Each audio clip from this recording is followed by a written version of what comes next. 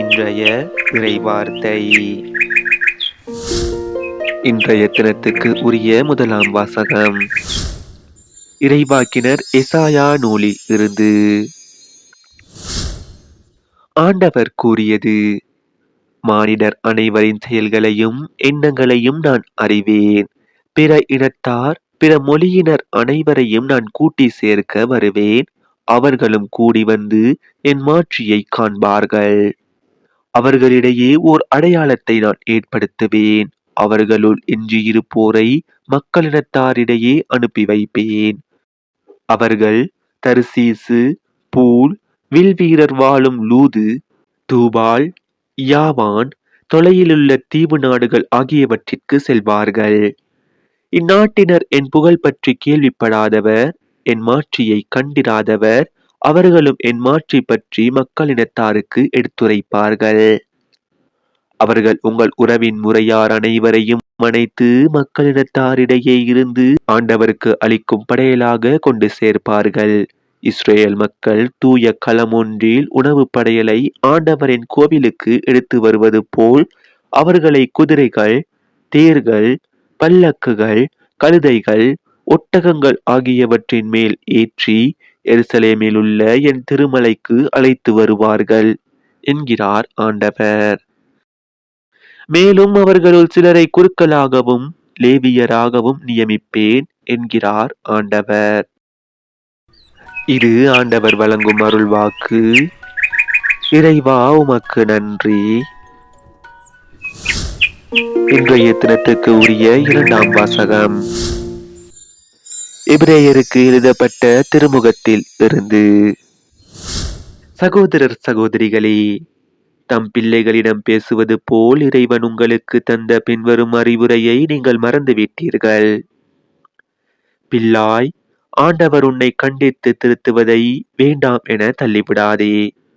அவர் கண்டிக்கும் போது தளர்ந்து போகாதே. தந்தை தாம் ஏற்றுக்கொண்ட மக்களை தண்டிக்கிறார். ஆண்டவர் தாம் யாரிடம் அன்பு கொண்டிருக்கிறாரோ அவர்களை கண்டிக்கிறார். திருத்தப்படுவதற்காக துன்பங்களை தாங்கிக் கொள்ளுங்கள். கடவுள் உங்களை தம் பிள்ளைகளாக நடத்துகிறார்.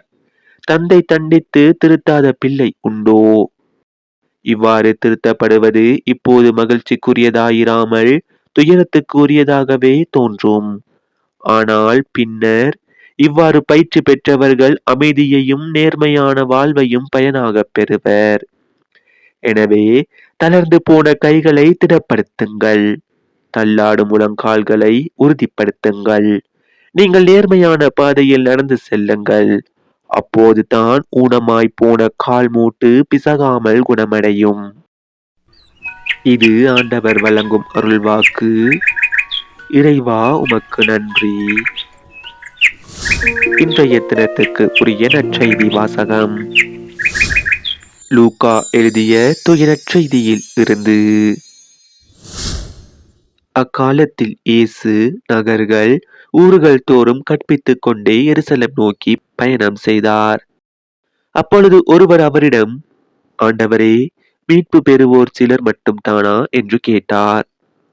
அதற்கு அவர் அவர்களிடம் கூறியது: இடுக்கமான வாயில் வழியாக நுழைய வருந்தி முயலுங்கள்.